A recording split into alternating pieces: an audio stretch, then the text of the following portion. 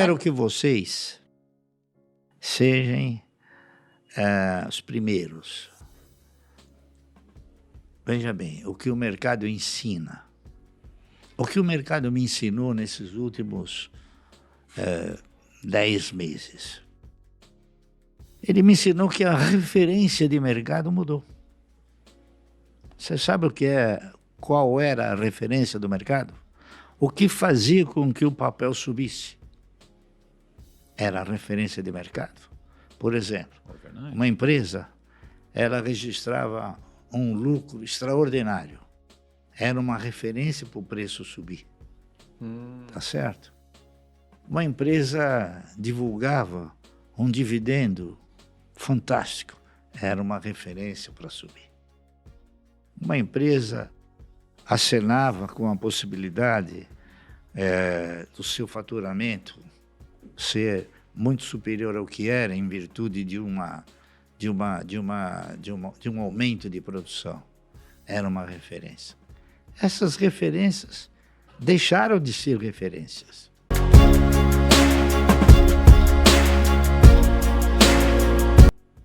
Você sabe qual é a nova referência do mercado?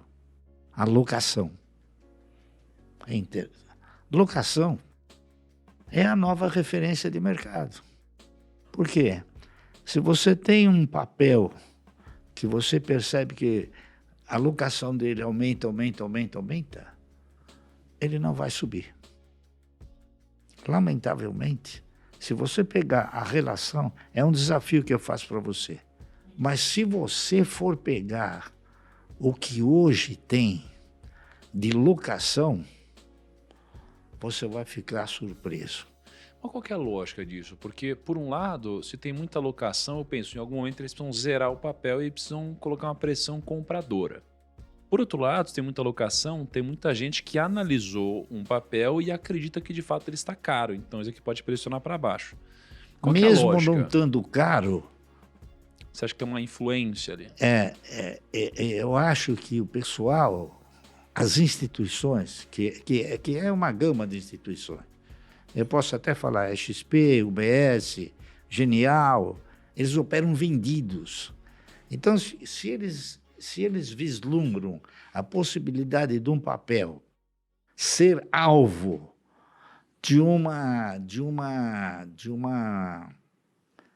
estrutura de venda, tá certo? Eles locam as ações e vão para frente. Então, você veja bem,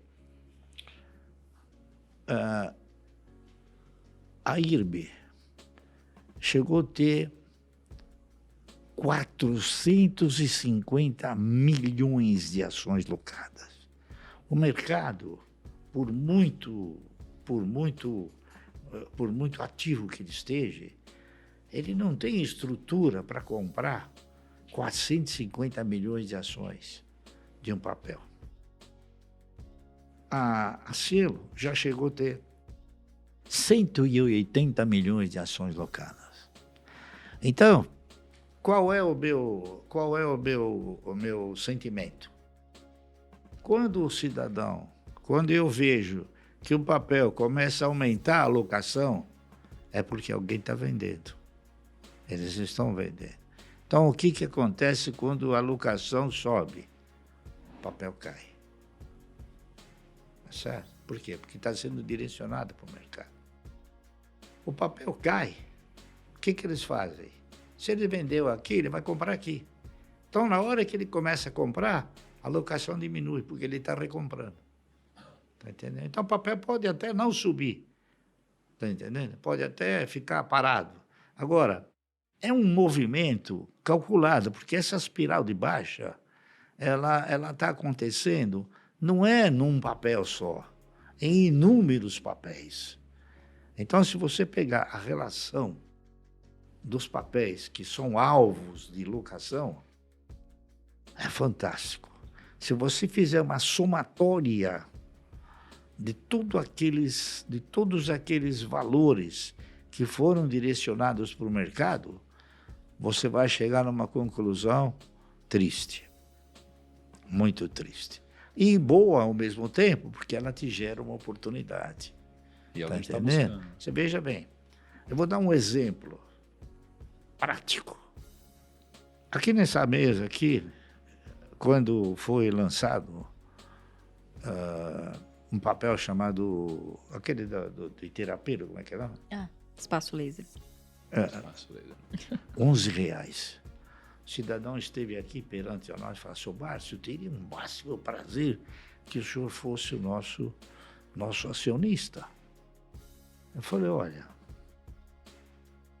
eu lamento profundamente, mas nós não temos assim o hábito de investir em patrimônio intelectual. A gente gosta de investir em patrimônio físico, né? E isso aí é um patrimônio intelectual. O dia da manhã, se você falar, não quero mais, acabou a empresa." E outras também. Teve uma outra, que é um exemplo típico, chama Ocean Pact. Ela foi lançada a R$11. Só que quando foi feito o lançamento, a exemplo dessa aqui, não foi aberto o capital pura e simplesmente. O cidadão vendeu a empresa no mercado. Por quê? Porque a emissão secundária foi muito superior à emissão primária. O que acontece? Quando existe a emissão primária, o dinheiro entra no caixa da empresa. Quando é emissão secundária, entra no bolso do controlador. Tá certo? Entrou no bolso do controlador. A empresa tem um dos mais insignificantes índices de pagar dividendo. Nunca pagou. É como a PetroRio, nunca pagou dividendo, né? Então, veja bem, é muito importante você, no mercado, ter conhecimento, olhar, verificar tudo que é possível ser verificado para te oferecer subsídio de um bom diagnóstico. Então, essa empresa, Ocean Pact, ela soltou as ações a R$11, chegou a R$1,80. Agora, e ela não dá lucro. Agora ela começou a subir, está R$5. Não dá lucro e não paga dividendo, porque o estatuto dela prevê pagar dividendo de 0,1%. É fantástico, né? Tá certo? Do jeitinho que você gosta, né, Marcos? Pois é, 0,1%. Significa dizer que ela não vai pagar nunca dividendo. Né? Sim. E essa aí ainda não é a menor. A PetroRio, você sabe qual é o percentual dele? É 0,001. Nossa, essa é boa também.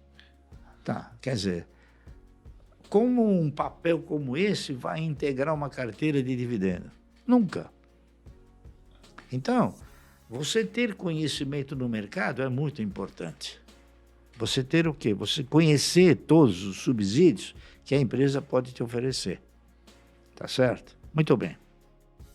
Essa empresa hoje custa R$5. Ela não paga dividendo e não dá lucro. Pelo menos até agora não deu lucro.